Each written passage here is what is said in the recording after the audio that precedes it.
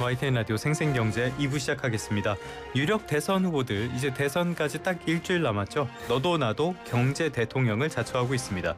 이럴 때는 개인 투자자들 눈치를 많이 볼 수밖에 없어요. 평소 때 좀 이렇게 해야지.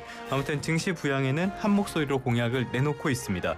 그런데요, 기업 전문가와 투자 전문가들 말을 들어보면은 뭐 박스피 탈출, 코스피 5천 시대 이렇게 좀 뜬구름지 않는 말들 말고 정말 기업 얼마나 부흥시킬 준비가 돼 있는지, 기업의 펀더멘탈을 다져줄 공약을 내놓았는지 이런 부분이 중요하다고 하는데요.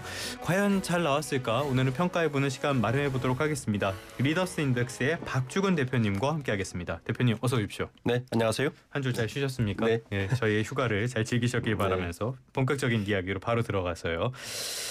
지금 많은 공약들이 나오고 있어요. 알맹이들은 다 없지만 어쨌든 공약은 나오고 있는데 대표님께서 보시기에는 기업의 주가가 이렇게 부흥하기 위해서 꼭 필요한 조건 뭘로 보십니까?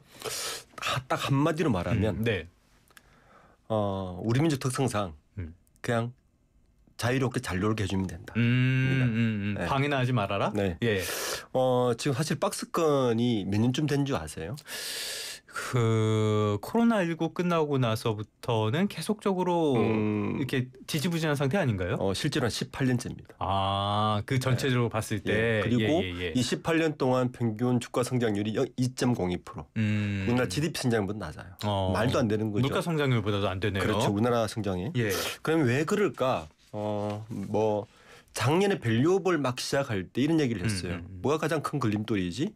그때 여러 전문가들의 의견은 첫 번째는 기업의 가버넌스가 가장 큰 문제다. 우리나라 기업은. 기업의 지배구조가 문제다. 네, 네.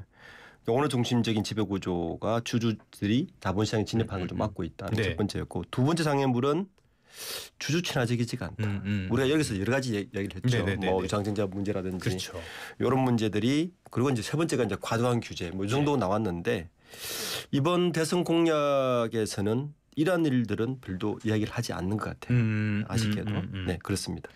알겠습니다. 일단은 시작부터 뭐 스포일러 비슷하게 아쉽다라고 말씀을 해주셨는데 이런 거는 실제로는 이런 뜬구름 잡는 얘기는 효과는 당연히 없을 것이고요. 그렇다면 대선 공약에서 기업 지원, 규제 완화 관련 공약 이런 것들을 살펴봐야 될 것 같은데 있습니까? 일단 크게는 없는 것 같아요. 예. 이제 사실 가장 중요한 거는 주가는 사실은 제일 중요한 거는 기업이 잘 나가야 되죠. 그렇죠. 네. 예. 기업의 펀더멘털 직접 반영하는 거니까. 정부 역할은 뭐냐? 예. 기업이 잘 나가려면 사실은 그 기업이 잘 나갈 수 있도록 열심히 잘 뛸 수 있는 운동장을 만들어주는 거거든요. 이게 첫 번째가 산업 생태계를 잘 만들어줘야 된다. 예를 들어서 대만의 TSMC를 우리가 그렇게 이야기하는 이유는 대만의 반도체 생태계가 잘 돼 있기 때문에. 그렇죠. 그러니까 우리나라는 메모리만 국한되어 있는 생태계가 문제가 있다. 그러니까 산업 생태계를 잘 만들어주도록 하는 게 첫 번째 정부 역할. 예. 이 정책이 좀 빠져 있는 것 같고요. 두 번째는 왜 사람들이 미국 투자를 많이 늘리가 하죠? 시장의 신뢰성이 이렇기 때문입니다. 그렇죠. 투명성이 부족한 거죠. 네네네. 우리가 아무리 해도 시장이 믿을 수가 없네. 이 부분을 어떻게 할 건지에 대한 정책도 좀 부재한 것 같고요. 세 번째는 개인 투자자들이 가장 아쉬워하는 거는 최소한 게임의 룰은 공정해야 되지 않느냐. 그렇죠. 것이죠. 예. 유상 투자나 전환사채 같은 거는 주주들이 어떻게 할 수가 없단 말이에요. 게임의 룰을 좀 공정하게 하는 좀 정책 좀 내달라. 예. 이 세 가지가 가장 중요한 것 같은데 이런 부분에 대해서 빠지는 게 아쉽습니다. 일단은 셋 다 넷이죠. 뭐 대체로 다 낙제점을 주고 일단은 기업 관련 공약들 살펴보도록 하겠습니다. 이재명 후보, 김문수 후보 이 유력 후보니까 이쪽을 중심적으로 볼 수밖에 없겠고요. 1순위 공약으로 경제를 뽑았다. 대표님께서도 기업 관련 공약들 관심 가지고 많이 보셨을 것 같은데 어떻게 보셨습니까? 총평을 하신다면 역시 이것도 낙제? 예.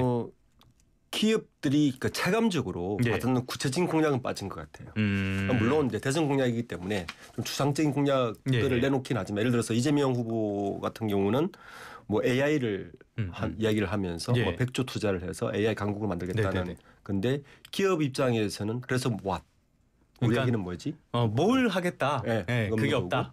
그리고 김문수 후보 같은 경우는 뭐 기업하기 좋은 나라라는 이제 캐치프레이즈를 내놓으면서 그 이제 방법론으로 규제 실패. 사실 이 이야기는 MB 때부터 나온 이야기입니다. 윤 전 대통령도 하고 잘하지만 전부 뽑는 이야기 잘 하시잖아요. 근데 여기도 기업들이 구체적인 게 이런 부분들이 빠져 있는 것 같아요. 그래서 기업들 입장에서 보면 정책에 대한 뭐 큰 그림은 뭔지 알겠는데 예. 구체적으로 우리는 뭘 해야 되지라는 것은 굉장히 고민스러워하고 있는 것 같습니다. 그렇다면은 당연히 주주 입장에서도 이걸로 뭐 이렇게밖에 생각할 수가 네. 없을 것 같고 또 하나 지금 상황을 보자면은 역시 저 미국에 계신 저분 네. 트럼프의 관세 정책이 굉장히 골칫거리잖아요. 그렇죠. 여기에 대해서도 뭘 하겠다라는 게 별로 안 보이는 것 같아요. 네. 이 부분에 대해서는 이 새 후보가 예. 이제 확실하게 이제 다른 색깔을 나타내는 것 같아요. 이재명 이재명 후보 같은 경우는 예. 일단 신중론입니다. 그러니까 이 부분은 저는 이재명 후보 같은 경우는 사실 지금 우리가 트럼프의 행보를 보면 네. 어제도 유럽 50% 때렸다가 뭐 유예하고 이틀 만에 중국 강한 것 같지만 꼬리 네. 내리고 네네네. 이런 걸 보면 저는 신중론이 지금은 제가 여기서 말씀드린 것 같은데 오히려 우리나라가 대통령이 없는 게 다행스러운 게 아닌가. 맞아요. 예, 네. 예. 김문수 후보는 반대로 속도전을 이야기하고 있습니다. 이런 얘기를 했죠. 예. 내가 트럼프 아주 친하다. 진짜? 그래서 속도전 이야기하는데 이거는 그전에 한덕수 총리 때 움직였던 거와 같은 선상에 네네. 있는 것 같고요. 이준수 후보는 조건부 유예를 이야기했는데 예. 저는 결론은 한 가지인 것 같습니다. 과연 우리나라에게 가장 이익이 되는 게 뭔가가 제일 네. 중요하다. 네, 그 부분에 대한 구체적인 좀 대안을 제시하면 좋겠답니다. 알겠습니다. 뭐 속도를 내더라도 우리에게 굉장히 유리한 쪽으로 속도를 낸다면은 뭐 그것도 나쁘지는 않을 텐데 그게 과연 가능할 것인가 잘 모르겠습니다. 그렇다면 대표님께서 보시기에는 지금 우리 기업을 둘러싼 상황 가운데 가장 먼저 해결해야 될 위기 이게 어떤 거라고 보시고 그렇다면 그 위기를 극복하기 위해서 대선 주자들이 뭘 약속해야 된다고 보세요? 저는 사실은 지금이 예. 좀 큰 그림으로 보면 우리나라가 지금 4만 불을 넘어서 5만 불로 가느냐, 갈 수 있느냐, 예. 아니면 이탈리아나 다른 국가처럼 네. 줄어들느냐 중요한 갈림길에 있어서 예. 저는 첫 번째로 이 성장 전략에 대해서 다시 한번 그림을 그려야 된다. 대선 주자를 하면 예를 들어서 지금 그 영국의 이코노미스트가 우리나라를 진단한 그 기사를 증언했지만 파이널 타임즈도 이야기를 했지만 피크 코리아가 지금 굉장히 많이 나오고 있습니다. 과연 우리나라가 피크면 이 피크를 어떻게 극복할 거냐에 대한 전략의 그림을 그려줘야 된다. 그것으로 보면 두 번째는 우리나라가 지금은 주력 산업의 경쟁력 문제를 다시 한번 대두해야 된다. 그러니까 그 이전 세대 한 5년 전만 해도 우리나라의 주력 산업은 미국의 빅테크와 중국의 제조 공장 그렇죠. 중간에서 중간재를 공급하면서 그렇죠. 이익을 가져가는 구조. 반도체라든지 2차 전지라든지. 근데 중국이 이미 그 중간재까지 먹어가는 그렇죠. 형상으로 바뀌잖아요. 그러면 이 주력 산업의 방향을 어떻게 갈 것인가. 네, 그런 어떤 포지션을 어떻게 우리가 바꿀 것인지에 대한 그림, 전략이 지금 꼭 필요하고요. 예.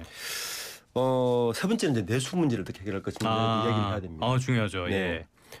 우리나라는 사실은 이제 수출 주도형 OECD 국가 중에서 제조업과 수출 비중이 가장 높은 국가예요. 우리나라가. 그러니까 우리나라의 산업 구조가 좀 특이합니다. 예. 사실은 수출 주도 경제가 임계점이 도달한 것이 아닌가라는 이야기를 많이 해요. 그러니까 압축 성장을 하면서 이게 잉태된 초과밀 산업 생태계가 이런 문제를 좀 하고 있는데 총 공급 관리 측면에서 어떻게 이 문제를 해결할 것인가. 그러니까 내수 문제를 꼭 이야기해야 되고요. 그 다음에 일자리 생산성 문제입니다. 예. 이제 OECD 국가 중에서 우리나라가 유일하게 제조 강국인데 지금은 미국의 하청 기업 같은 구조를 갖고 그런 있거든요. 이미지가 그래서 없잖아 있죠. 미국의 생산성이 50%밖에 안 됩니다. 그래서 이런 문제에 대해서도 꼭 짚어야 되고요. 예. 마지막으로는 이제 지금 은퇴자분들이 한 수년 내에 한 700만이 넘었습니다. 네네네. 이분들을 어떻게 활용할 것인지에 대한 이야기. 그러니까 베이비붐 은퇴자들을 그렇죠. 어떻게 써야 될 것이냐. 한 5가지 문제를 대한 좀 구체적인 정책 대안을 내놔야 될 때가 아닌가라고 생각합니다. 과제가 굉장히 많네요. 그렇죠. 기업들을 둘러싼 과제만 해도 이렇게 많은 과제들이 있습니다. 또 하나 짚어봐야 될 게 지금 사실 차세대 산업 가운데 여러 가지 후보들이 꼽히지만 뭐 양자 컴퓨터라든지 뭐 여러 가지가 있지만은 그 가운데서도 가장 눈에 띄는 거는 역시 AI라고 그렇죠. 봐야겠죠. AI 관련해서도 공약들이 일단은 나오긴 나왔는데 이 부분은 좀 어떻게 보였습니까? 이재명 후보가 먼저 가장 AI 강국을 이야기를 했죠. 네. 근데 그 AI 강국의 이야기는 막 이런 맥락인 것 같아요. 이재명 후보가 그 이전 대선 후보 때는 기본소득을 계속 이야기했잖아요. 그렇죠. 사실은 지금은 기본소득이 반발이 너무 심하니까 그 이야기는 하지 않지만 AI 강국은 사실은 기본소득을 깔고 들어갑니다. 왜냐하면 챗GPT 코리아를 지금 우리나라 국회에서 하잖아요. 챗GPT에서 이야기하는 게 휴머노이드와 AI를 결합하면 산업 생산성이 극도화되죠. 지금 사람이 할 일이 많이 없어지는 시대가 되면 거기서 양산되는 부가가치들을 어디에 활용할까? 이제 그게 기본소득 연결되는 거예요. 경제라는 게 누군가는 계속 돈을 계속 써줘야. 그렇죠. 돈이 돌아야죠. 그 최소한으로 이제 여기서 만들어진 극대화된 부가가치를 다시 기본소득세로 연결하는 이런 구조이기 때문에 기본소득이라는 말은 감춰 있지만 사실 AI 강국에는 내재돼 있는 거죠. 그래서 AI 강국을 이야기하는데 이제 여기에서 부재된 건 뭐냐 하면은 아까 제가 방금 이야기했던 대로 우리나라 산업 전체의 전략을 이야기하지 않고 이것만 이야기하면 굉장히 공허한 이야기가 됩니다. 그러니까 생산 전략 성장 전략 어떻게 할 것이며 기업들 어떻게 할 것이며 제조 강국은 어떻게 유지할 것이며 이런 얘기가 돼야 이 두 개가 구체화되는데 지금 두 가지 공격받고 있는 거죠. 100조라는 돈은 어디서 당장 누구나 궁금해할 문제죠. 이제 그게 되면 우리에게 뭐가 좋아져? 이 두 가지가 빠져 있는 거죠. 그러니까 이 앞에의 펀더멘탈의 탄탄한 이야기를 해주고 여기 AI 올라갔을 때 어떻게 될 거라는 전사진을 보여주는 게 맞는데 지금은 물론 이제 대선 기간이기 때문에 좀 이렇게 카피레트가 세야 되잖아요. 그래서 그 말을 하는 것 같지만 사실은 이게 다 숨어 있는 전략으로 좀 보이는 거죠. 기본소득 같은 것들은 뭐 여기에 대해서는 의견이 많이 갈릴 것 같지만 아직 국가적 단위에서는 어느 나라도 시도본 적이 없는 정책이니까 많은 논의 같은 것들이 필요할 것으로 보이고요. 자, 그렇다고 해서 김문수 후보의 AI 정책도 그렇게까지 명쾌하게 나온 것 같지는 전혀 않습니다. 김문수 후보의 정책은 어떻게 보였습니까? 저는 개인적인 느낌 말씀드리면 너무 올드하다. 올드하다. 규제 철폐 이야기는 사실은 MB 때부터 나온 그기 때문에. 근데 규제 다 늘던데 하나도 철폐 안 됐던데. 그렇죠.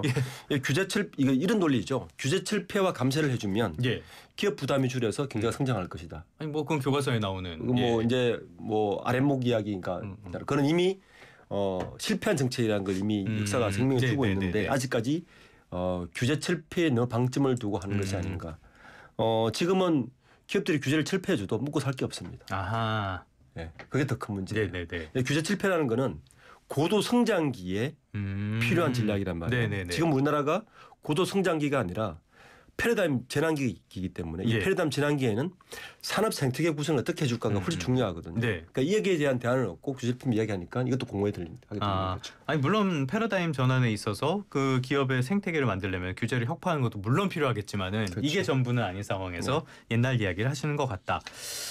이 부분은 조금 귀담아 들을 필요가 있어 보이고요. 기업 규제 완화 이런 것들은 뭐 계속 얘기는 나오지만은 뭐 김문수 후보나 이재명 후보, 이준석 후보까지 전부 다 이 얘기를 하고는 있잖아요. 이 부분은 좀 어떻게 보세요? 그러니까 규제 완화라는 게 이런 거예요. 우리가 자본시장도 같은 이야기인데 자본시장이 커지는 가장 중요한 이유는 모험 자본이거든요. 그러니까 일본이나 독일은 은행 자본으로 시작했어요. 은행 자본은 굉장히 안전하게 투자하기를 바래요. 그래서 안전한 산업에만 갑니다. 미국이 경제 성장한 요인은 모험 자본이 크기 때문에 모험 자본은 새로운 벤처나 새로운 스타트업 리스크를 안고도 투자를 해주거든요.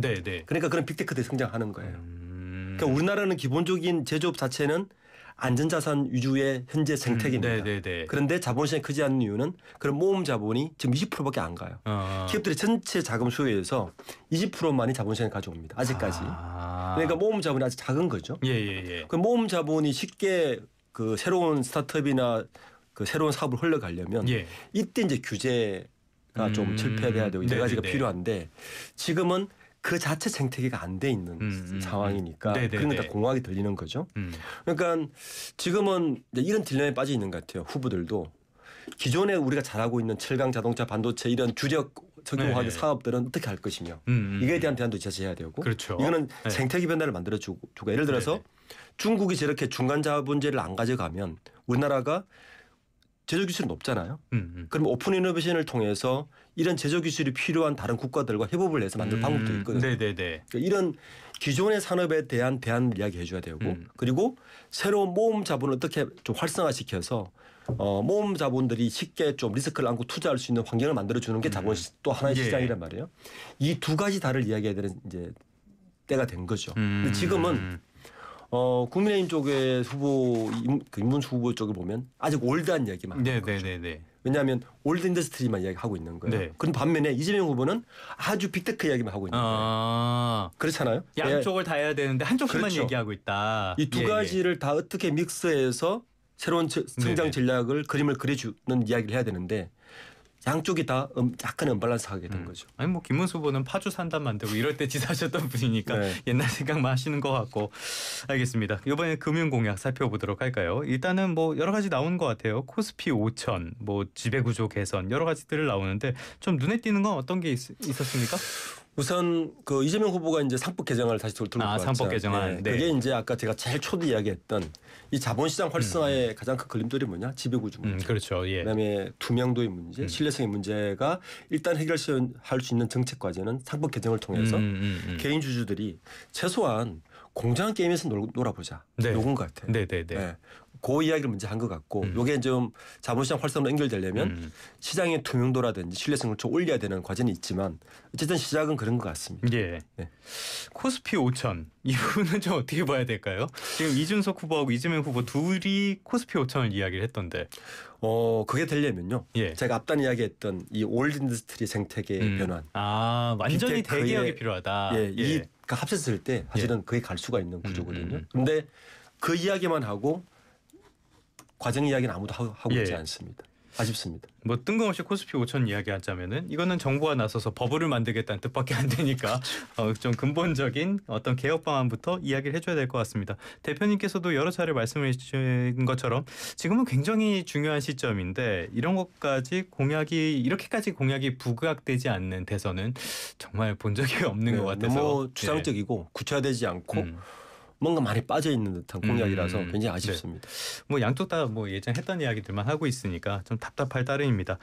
알겠습니다. 지금까지 박주근 리더스 인덱스 대표와 함께 기업 그리고 증시 관련된 공약들 점검해봤습니다. 오늘 말씀도 고맙습니다. 네, 감사합니다.